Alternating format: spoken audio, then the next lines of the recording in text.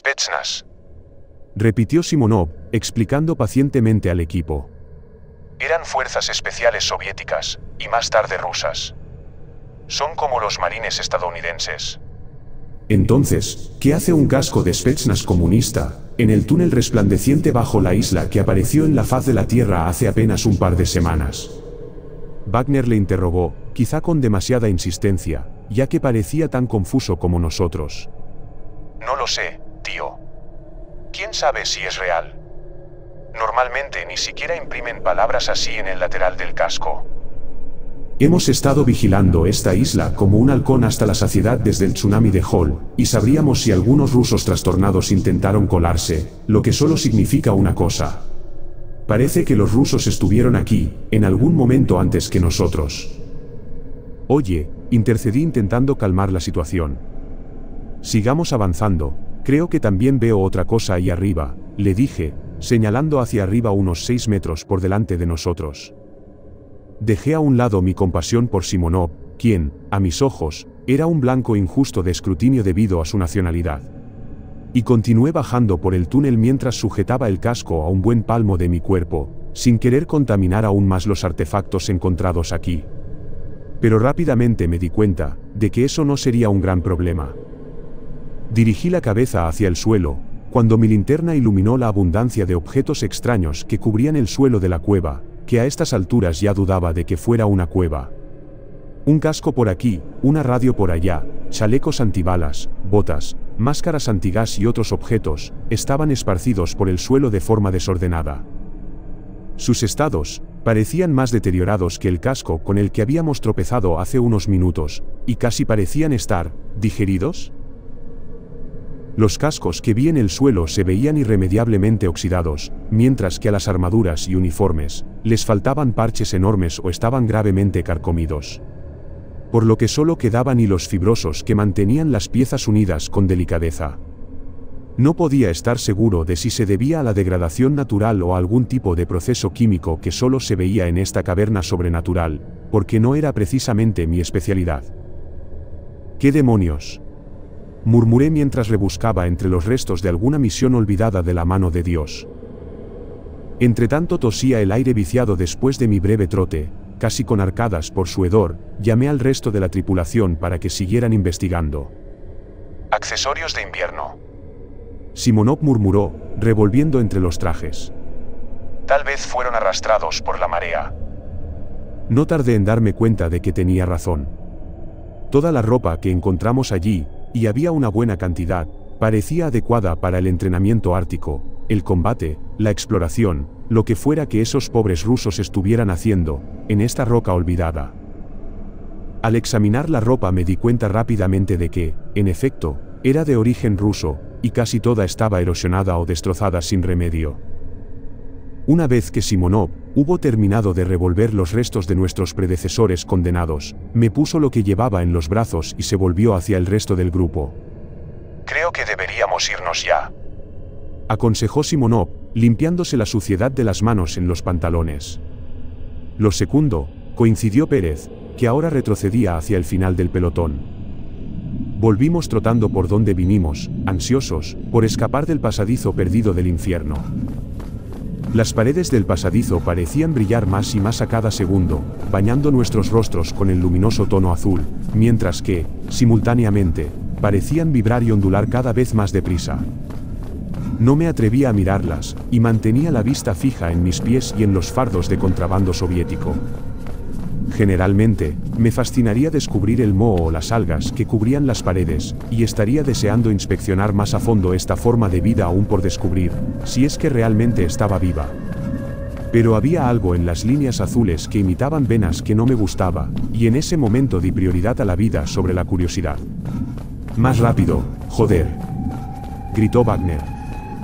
El agua del mar, que aún no se había secado del todo tras nuestro paso por las aguas poco profundas, se mezclaba con el sudor que me caía a chorros por la cara, la espalda, el pecho, los brazos e incluso la entrepierna.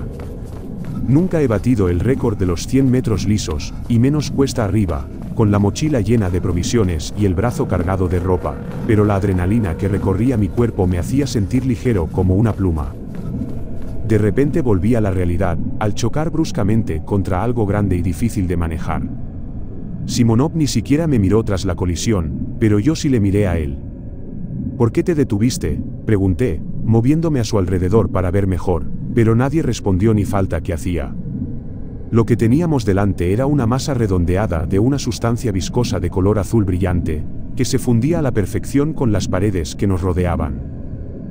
La abertura de la cueva estaba sellada, con tanta suavidad y uniformidad, que era casi como si nunca hubiera existido. Nos llevó unos minutos de deliberación antes de decidirnos a continuar por la caverna, esperando contra toda esperanza que se pudiera descubrir otra salida en otra parte de la isla, o lo que quiera que fuera este lugar. Sofía se mostró bastante inflexible en cuanto a quedarse sola en la entrada de la cueva, ahora tapiada, por si volvía a abrirse, pero tras convencerla un poco conseguí que se subiera al carro con el resto de nosotros. A estas alturas ya me había desprendido de lo que llevaba en la mano, pensando que nuestras vidas eran más importantes que unas reliquias soviéticas. Y sorprendentemente, las paredes se habían iluminado de un vibrante azul neón, dejando completamente obsoletas nuestras linternas, que la mayoría habíamos apagado de todos modos para ahorrar batería. Seguía viendo los mismos extraños patrones que palpitaban en el interior de la caverna, y seguían produciéndome la misma sensación inquietante que cuando los vi por primera vez. Mientras avanzábamos, notablemente más nerviosos que en cualquier otro momento desde que aterrizamos aquí, empecé a divisarlos. En lo más profundo de las brillantes paredes translúcidas de la caverna, había lo que parecían pequeñas manchas negras esparcidas al azar, aquí y allá. Se las señalé primero a Simonov, y luego al resto de la tripulación, sin molestarme siquiera en especular qué podrían ser. Conforme nos adentrábamos, descubrí que no se trataba de manchas ni de objetos pequeños, como me había parecido al principio, sino de glóbulos de color negro rojizo que flotaban libremente. Parecían estar cada vez más cerca de la superficie cuanto más caminábamos, y después de recorrer lo que calculé que serían 500 metros, prácticamente sobresalían de las paredes, creando un extraño e inquietante contraste con el resto del túnel. Wagner estaba a punto de hurgar en una de las extrañas bolsas oscuras incrustadas en el lado derecho de la pared con su machete, cuando Simonov le agarró del brazo. Ni se te ocurra. Le advirtió Simonov, a quien Wagner miró con cara de comprensión, pareciendo agradecido de que alguien le impidiera un acto tan imprudente. Fuera lo que fuese, meterse con el ecosistema en este entorno alienígena, no era probablemente una idea muy espléndida. Y más aún teniendo en cuenta, que la contracción de nuestra entrada anterior puede o no haber estado relacionada con la acupuntura que Simonov realizó en el lateral del túnel. Después de caminar unos 15 minutos más, las bolsas oscuras empezaron a desaparecer, pero hicimos lo que posiblemente fue el descubrimiento más sorprendente del día. Cuando las paredes del túnel empezaron a ensancharse y el techo a inclinarse hacia arriba, llegamos a la boca de lo que parecía ser una caverna aún mayor que aquella en la que estábamos. La gelatina azul resplandeciente estaba relegada al techo a cientos de metros por encima de nosotros en esta enorme caverna, haciendo que la luz descendiera casi como un cielo artificial que se extendía hasta donde podíamos ver. La razón por la que nuestra visión era limitada se debía a una plétora de grandes rocas y estructuras de piedra, que se expandían casi hasta el borde de nuestra vista, quizá más allá. El suelo también parecía haber cambiado del material liso e inorgánico de antes del túnel, a tierra y rocas rojizas similares a las de la superficie. Pero, con mucho, la estrella principal del espectáculo era la cantidad de grandes pilares de piedra que yacían a lo largo de este lugar. Algunos erguidos, otros apoyados entre sí, pero la mayoría completamente planos a lo largo del suelo o desmenuzados hasta convertirse en polvo, y mezclarse con la tierra color ceniza en sus bases. Y me pregunté si muy posiblemente estarían relacionados con las agujas de piedra roja que descubrimos en la superficie. Sin decir una palabra, corrí hacia el borde de la entrada de esta nueva caverna y empecé a deslizarme por la colina, que seguía siendo nuestro único obstáculo entre este nuevo misterio por desentrañar. Y, a medida que me acercaba, se hizo muy evidente que estas estructuras no se parecían en nada a las encontradas en la superficie, ya que en lugar de estrecharse en puntas cerca de la cima, estas parecían más bien columnas redondeadas de piedra. Aunque aún estaba demasiado lejos para asegurarlo. Sofía me seguía rápidamente y a estas alturas ya se había despojado por completo de la pesada mochila en la cima de la colina, aunque en un paño aún llevaba el pesado instrumento metálico que Simonov había utilizado antes para perforar la pared de la cueva. ¿Estos pilares?, inquirí mientras señalaba las abundantes piedras. ¿De qué crees que están hechos? Bastante difícil de decir. ¿Dolomita? ¿Piedra caliza, tal vez? Respondió, absorta en las rocas y los sedimentos depositados en la base de una columna en particular, que tenía alrededor de 1,2 metros de ancho y en cuanto a su altura, no podía ni empezar a adivinarlo, pero no llegaba al techo de la caverna. El resto del equipo nos había seguido por el terraplén, pero su atención estaba puesta en otra parte, ya que pude ver a Allen recogiendo algunos fragmentos de piedra del suelo. «Oye, Sin». Allen gritó a donde él y su esposa estaban inspeccionando un pedazo áspero de la tierra. «¿Qué te parece esta piedra? Eres sudafricano, ¿verdad? El dibujo que tiene, me parece de origen africano. Mi primera suposición fue alienígena, pero supongo que todo es posible». «Bueno, un momento, que yo sea de África no significa que conozca toda la antropología africana». Empezó Sin, mientras Allen se acercaba más a su hallazgo. Se lo entregó y los tres empezaron a estudiar lo que a mí me pareció simplemente un pequeño fragmento cóncavo de piedra. «En realidad», comenzó Kekana, agarrando la piedra entre sus manos, «es africana, egipcia, de hecho. O al menos, se parece al estilo de la cerámica que se encontró durante el periodo tardío de la historia del antiguo Egipto, o quizá durante la dinastía ptolemaica». «Egipcio», intervine de repente con una voz un poco más aguda y chillona de lo que me hubiera gustado. «¿Cómo pudieron los antiguos egipcios llegar hasta aquí, hasta el Pacífico, cuando, por lo que sabemos, esta isla podría haber estado bajo el agua? ¿Y qué pasa con las columnas? ¿También son egipcias?»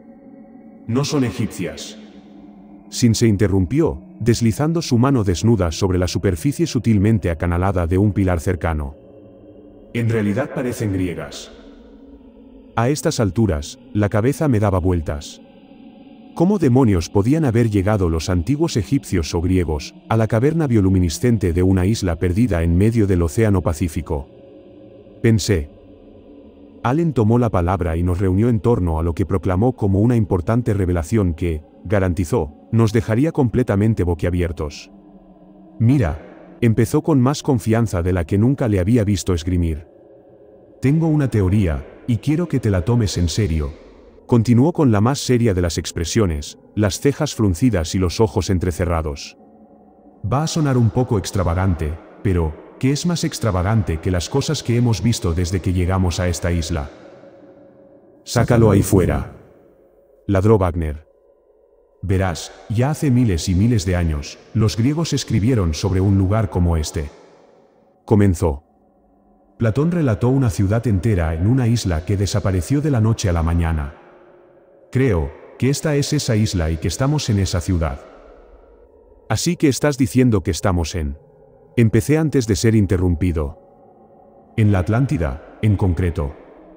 Creo que si seguimos husmeando por aquí, encontraremos cada vez más pruebas que apoyen mi teoría. Todo concuerda hasta ahora, solo que no creo que la ciudad se hundiera en el océano. Pienso que la ciudad se hundió en la tierra, y luego la isla se hundió en el océano». ¿En serio? Entonces, ¿cómo explicas el uniforme soviético? ¿Y qué demonios hace Atlantis en medio del Océano Pacífico? No debería estar en el Atlántico, teniendo en cuenta su nombre.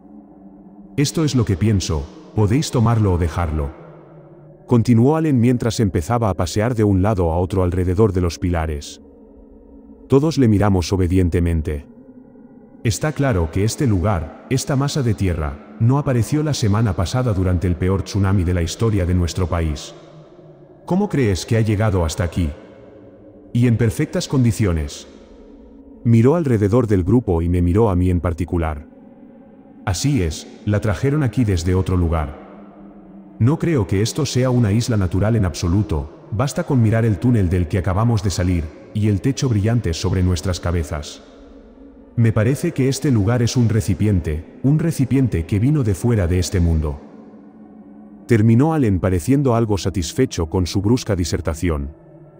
El grupo se quedó en silencio antes de estallar inmediatamente en una trifulca de acusaciones de absurdo por parte de Allen, que permaneció imperturbable ante nuestras burlas, completamente satisfecho con su orgullosa lógica. Sin y que Kana plantearon la hipótesis de que tal vez la isla fue colonizada por antiguos marineros griegos o romanos, que se perdieron de camino a la India o a cualquier otro lugar de Asia.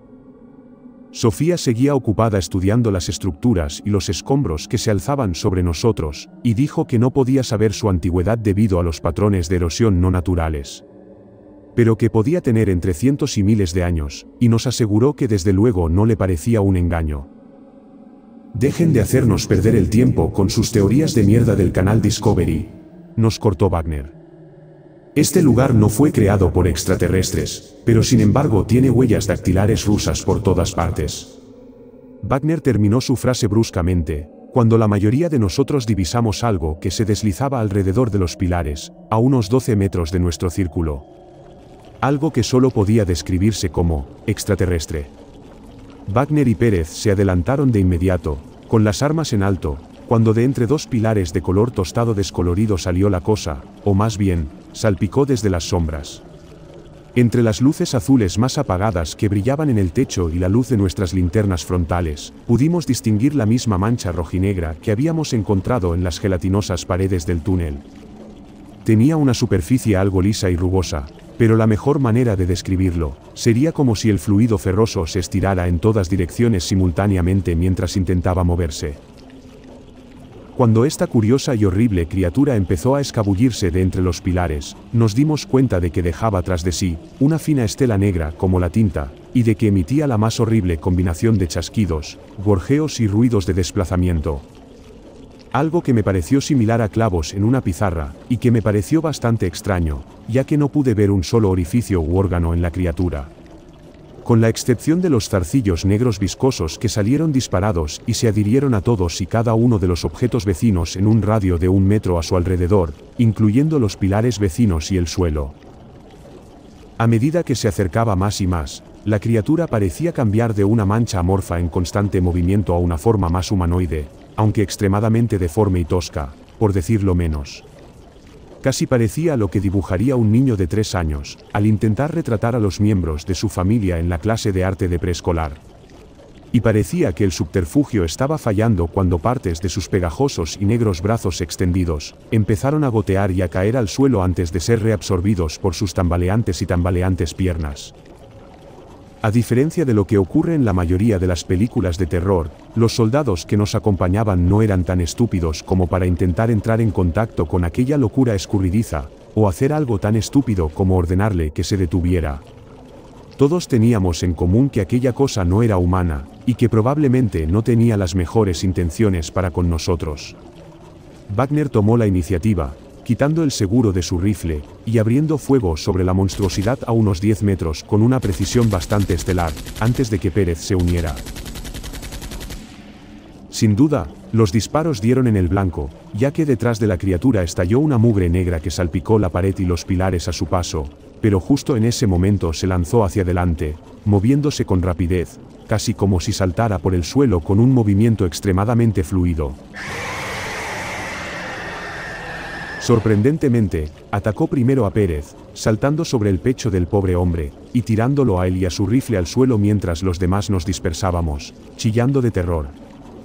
La criatura se detuvo sobre el hombre abatido, casi como si lo estuviera inspeccionando, antes de que uno de los zarcillos de fluido goteante serpenteara desde su brazo, y se clavara directamente en el pecho de Pérez, dejándolo claramente sin aliento e incapaz de gritar siquiera. Pero algo salió de su boca en ese momento. Una combinación de sangre carmesí brillante, mezclada con el repugnante fluido oscuro de la criatura, quedando claro que el fluido era la sustancia dominante que salía de la boca extendida de Pérez. Mientras tanto Wagner soltaba el resto de su cargador en su costado. Solo conseguí echarle un breve vistazo cuando huía hacia la derecha en la cola de la tripulación restante. Pero Wagner continuó disparando con su AR, quedándose rápidamente sin munición y cambiando a una Beretta, metiendo bala tras bala donde suponía que estaría la cabeza de la criatura. En ese momento, la cabeza de la criatura se levantó de su última víctima y apuntó con su falso brazo en dirección a Wagner, disparando un chorro de zarcillos directamente a la cara del soldado, derribándolo por completo en cuestión de segundos, y haciendo que su bereta saliera volando de su mano en dirección a nosotros. En contra de mi buen juicio, me detuve mientras la tripulación seguía corriendo. Tan rápido como pude, y con la criatura distraída planeando sobre su presa, corrí hacia la carnicería. Y sin perder un segundo, me agaché, cogí la pistola y volví a ponerme en marcha en dirección contraria, llamando lamentablemente la atención de la criatura. Aunque tenía una ventaja de unos 10 metros, sabía que podía cubrir terreno rápidamente, y en un arrebato de furia cargado de testosterona, estiré las piernas como un velocista olímpico, sabiendo que esta vez era realmente una cuestión de vida o muerte si no era lo bastante rápido. Sorprendentemente, a este ritmo no tardé demasiado en alcanzar al resto del grupo. Aunque todavía en la retaguardia, y me di la vuelta y vi, para mi horror, que a la criatura se le habían unido otras dos, todas ellas moviéndose de esa manera hipnotizante pero horrible de deslizarse y chapotear por el suelo. A medida que veía a las criaturas avanzando hacia nosotros, entre chasquidos, silbidos y húmedos golpes de sus fluidos zarcillos contra el suelo, oía una de ellas hablar en lo que en aquel momento solo podía describir como una lengua alienígena. Gargajeó uno de ellos en un alarde de horror. Dijo otro, y el final de lo que supongo que era su palabra se transformó en un chasquido distorsionado e impío. Aunque horriblemente oscurecidos, aún podía decir que los sonidos que emitían las criaturas eran sin duda algún tipo de lenguaje, un descubrimiento fascinante, aunque algo irrelevante, teniendo en cuenta los asuntos más apremiantes que tenía entre manos. Esta distracción casi me cuesta la vida, ya que no me había dado cuenta de que el resto del grupo se separaba, y solo después de unos segundos más de correr a ciegas hacia adelante, con la vista clavada en las abominaciones, oí gritar a Simonov. Amigo, por aquí. Me volví y vi que todo el grupo se había desviado y había entrado en un pequeño agujero que aparecía en la pared del lado derecho de la gigantesca caverna, y comencé a subir en línea recta la empinada colina que conducía al túnel recién descubierto. Durante todo el ascenso por el traicionero terreno, plagado de grava y piedras de diversos tamaños, farfullé y maldije, sabiendo que un tropiezo significaría una muerte segura. Pero si tan solo pudiera reagruparme con el resto del grupo en el recién descubierto túnel, tal vez podría ponerme a salvo de algún modo.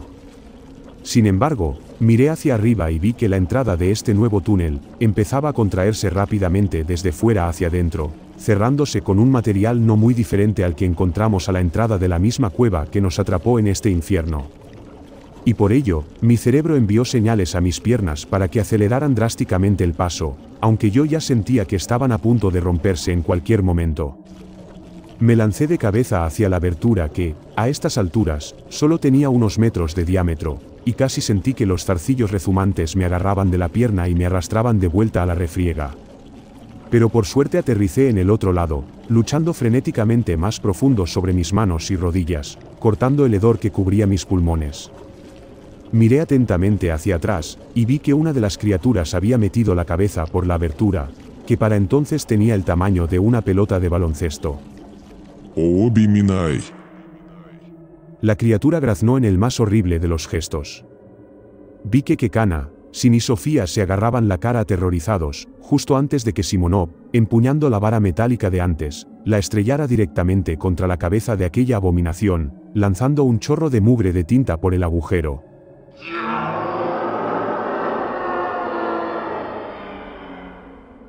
Solo quedaron residuos negros y rojos, que se deslizaban por la ahora sólida pared de carne que nos había encerrado en otra catacumba. Sabía que no debía haber firmado ese contrato. Se repetía Allen, caminando de un lado a otro. ¿Por qué demonios confié en el gobierno en primer lugar? Probablemente ni siquiera pensaban darme mi paga, y ahora soy hombre muerto, joder. Allen, deja de entrar en pánico y contrólate. Gritó Simonov, agarrándolo por los hombros y sacudiéndolo con fuerza para que volviera a la realidad. «Que se jodan», dijo Sin, abrochándose las botas y poniéndose en pie. «Nos marchamos de aquí. La especie humana no está concebida para un lugar como este». Todavía podíamos oír a las cosas, los alienígenas, chirriando salvajemente, siseando y chasqueando desde el otro lado de nuestra única línea de defensa. No sé si me estoy volviendo completamente loco, pero casi sonaba como si esas criaturas estuvieran hablando entre ellas, como si fueran inteligentes, balbuceé. Yo también lo he oído, me aseguró Simonov. ¿No estás loco? Sí, añadió Allen. Esos alienígenas probablemente estaban charlando entre ellos, sobre cuál de nosotros parecía más apetitoso. No son alienígenas, insistió Simonov con el ceño fruncido. Simonov se apoyó en la pared, pero enseguida hizo una mueca de asco al ver que el exterior viscoso de la pared rezumaba rápidamente a través de su camisa, y probablemente le cubría la espalda. Tío, he visto esto suficientes veces como para saber a dónde va esto. Gimoteó Allen, claramente dejando que el miedo tomara completamente el control de su mente en este momento. Esto no es una película, le aseguré, más para consolarme a mí mismo que a nadie. No vamos a morir, y encontraremos la forma de salir de aquí. Esos alienígenas acaban de matar nuestra única protección. Estamos jodidos. Allen gritó. Por el amor de Dios, no son extraterrestres. Soltó Simonov con la voz levantada, ahora notablemente enfadado. ¿Y cómo puedes estar tan seguro? Porque no era una lengua alienígena lo que hablaban. Simonov comenzó mientras sus ojos se desviaban hacia el suelo. Era ruso. Ayúdame. Por favor. Ayúdame. Tradujo Simonov, respirando hondo y haciendo una pausa de un segundo antes de terminar.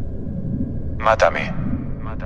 El pavor era ahora palpable en el rostro de todos los miembros supervivientes de la tripulación, especialmente Allen, aunque Sin y Kekana expresaban más de lo que parecía preocupación. No tengo un ruso tan bueno como el ucraniano desde que dejé mi país natal hace 20 años. Pero los idiomas son muy parecidos y podía distinguir claramente las palabras después de la cuarta o quinta vez que las decían, o como fuera que hicieran esos sonidos. Por increíble que pareciera que esas cosas, esos impíos fenómenos de la naturaleza, pudieran imitar a bajo precio un lenguaje humano real, tenía que creerlo, ya que lo había escuchado por mí mismo. Pero esas cosas, empecé, no son humanas. Es imposible que lo sean. Quizá ya no, pero creo que esto responde a nuestra pregunta de qué pasó con la tripulación desaparecida, los soviéticos. Respondió Simonov. Estuve a punto de dudar, cuando casi salió por el agujero tras nosotros, al oírle hablar. Habíamos empezado a caminar por el túnel y al mirar la cara de Simonov, incluso en el aire húmedo y espeso y las radiantes luces azules que nos rodeaban, podía ver que estaba completamente sin color, y me atrevería a decir que si tuviera un espejo vería lo mismo en mi propia cara. Sofía estaba aferrada a nosotros, con cuidado de no alejarse más de un par de metros después de aquel horrible espectáculo que habíamos presenciado. ¿Crees que realmente son ellos? Pregunté. ¿Qué podría convertir a un hombre en una masa animada de petróleo? Además, antes los vimos en las paredes, seguro que te diste cuenta. Podrían seguir siendo extraterrestres. Gritó Allen desde delante de nosotros, pero ambos le ignoramos, viendo el grave desgaste psicológico que le estaba causando esta experiencia. Había notado una curva en el sendero por el que habíamos caminado durante las 2 últimas horas, y casi parecía dar la vuelta. Tenía serias esperanzas de que no nos estuvieran conduciendo en círculos, o adentrándonos aún más en este reino de pesadilla. Simonov seguía agarrando el gran instrumento metálico que había utilizado para asegurar nuestro primer acto de represalia contra las criaturas. Mientras que yo me había metido la bereta de Wagner en la parte delantera de la cintura, la cual tengo que admitir que resultaba notablemente incómoda. Tras doblar un recodo muy pronunciado del camino, enseguida se hizo evidente la entrada a otra caverna. Aunque más pequeña, la disposición de esta caverna era muy similar a la anterior, y del mismo modo, enseguida divisé más estructuras de piedra, solo que estas eran mucho más reconocibles como edificios reales y estaban menos dañadas que las de antes. Salimos cautelosamente del túnel, perdiendo rápidamente la falsa sensación de seguridad que nos había proporcionado, y echamos un vistazo a las ruinas. Divisé un destello en la tenue luz azul que emanaba del techo y vi, para mi sorpresa, que se trataba de un machete. No puedo creer que haya más estructuras griegas aquí, afirmó Sin, algo perdido en el momento. Este tiene que ser el descubrimiento antropológico más fantástico de la historia del mundo. No voy a mentirte, el descubrimiento no es algo que me preocupe mucho ahora mismo, le respondí bromeando, recordándole nuestra precaria situación. Fue entonces cuando lo vi, una gran figura a unos 15 metros de distancia entre las ruinas, vestida con el conocido uniforme militar verde y tostado. Me apresuré a acercarme, y confirmé mis sospechas cuando vi a un Wagner desaliñado apoyado contra un gran muro de piedra, y no podía creer que siguiera vivo. ¿Wagner? ¡Hostia, puta! Grité, asombrado por lo que estaba viendo. La figura se volvió entonces hacia nosotros, revelando una escena que solo puede describirse como una pesadilla viviente. ¡Hostia puta, tío! Repetí, solo que el tono y el énfasis de mis palabras expresaban una actitud totalmente distinta a la anterior. La parte superior derecha de la cara de Wagner se había hinchado hasta niveles imposibles, que uno no esperaría ver fuera de una sala de urgencias.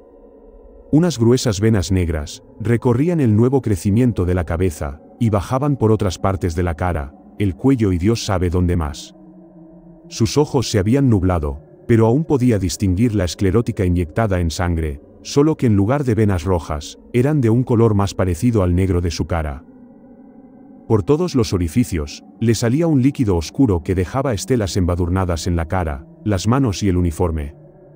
Y las partes de la piel que podía ver que no estaban cubiertas de venas negras abultadas o de la sustancia aceitosa, adquirían la palidez de un cadáver. Dios mío, Wagner, ¿qué te ha pasado? ¿Dónde está Pérez? ¿Pérez? ¿Qué Pérez? Respondió Wagner roncamente antes de orientarse. Oh, el pequeño. Ya lo agarraron, pero está bien.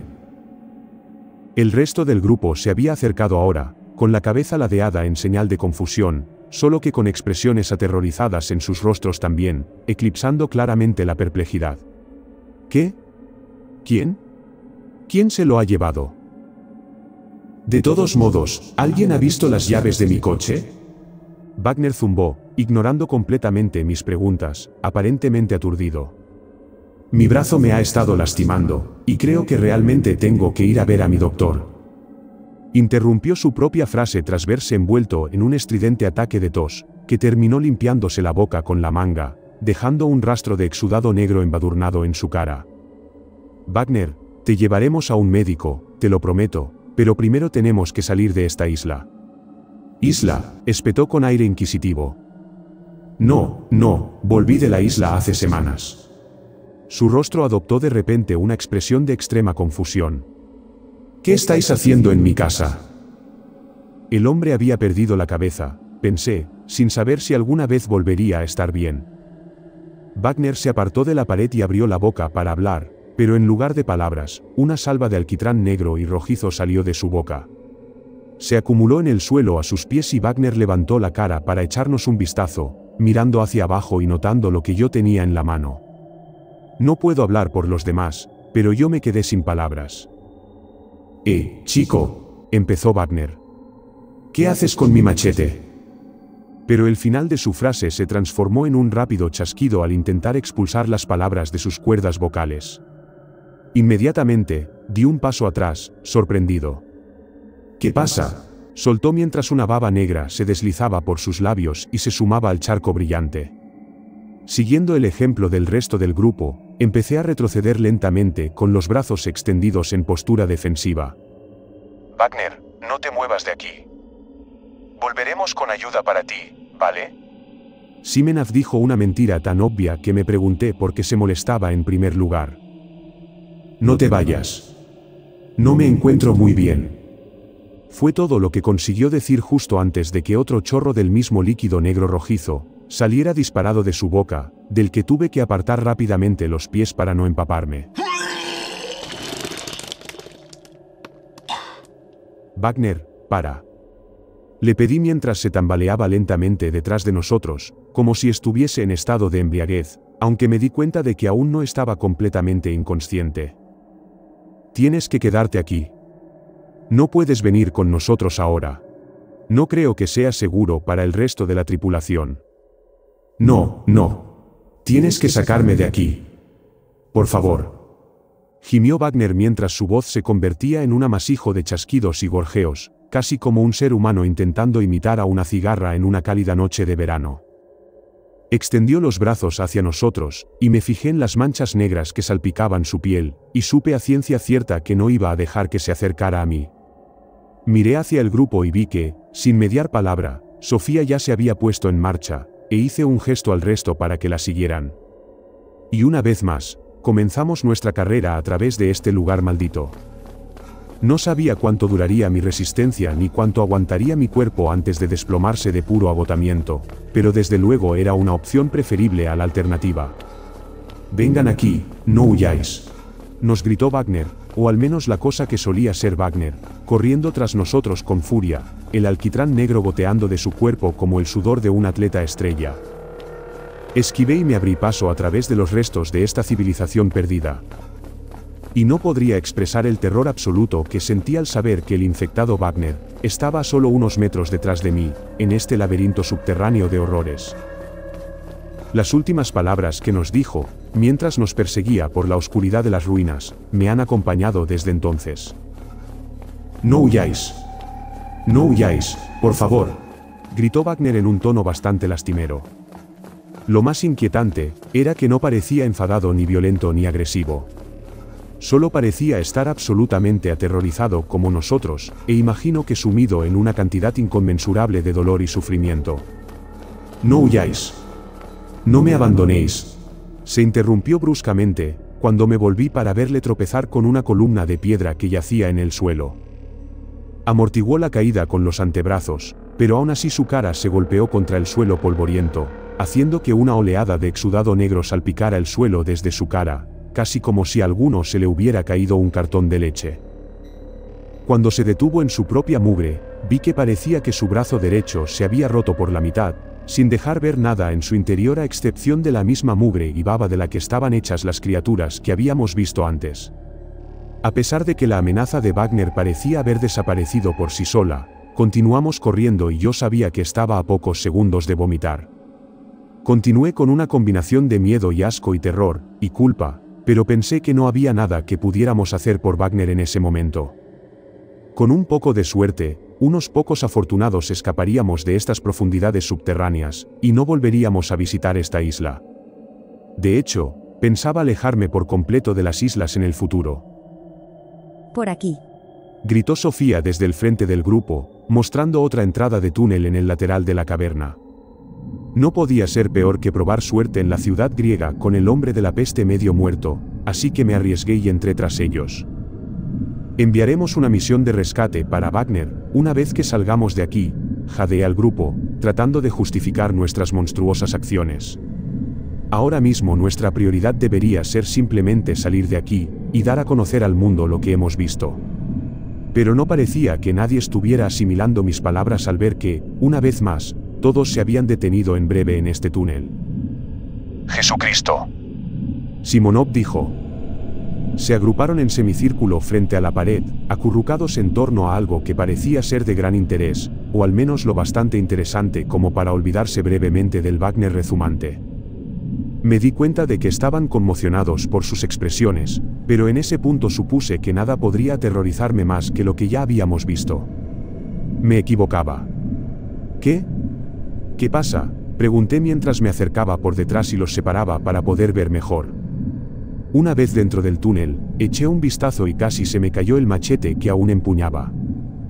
En la pared había un gran capullo negro formado por ese familiar limo rojizo y negro, con zarcillos y un mosaico de otras fibras que se extendían en todas direcciones.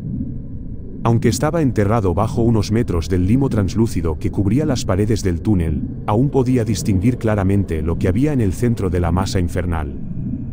El rostro hinchado y descuartizado de Pérez se asomó al abrazo de la sustancia, con la boca abierta en un grito silencioso y los ojos vidriosos saliéndose de sus órbitas.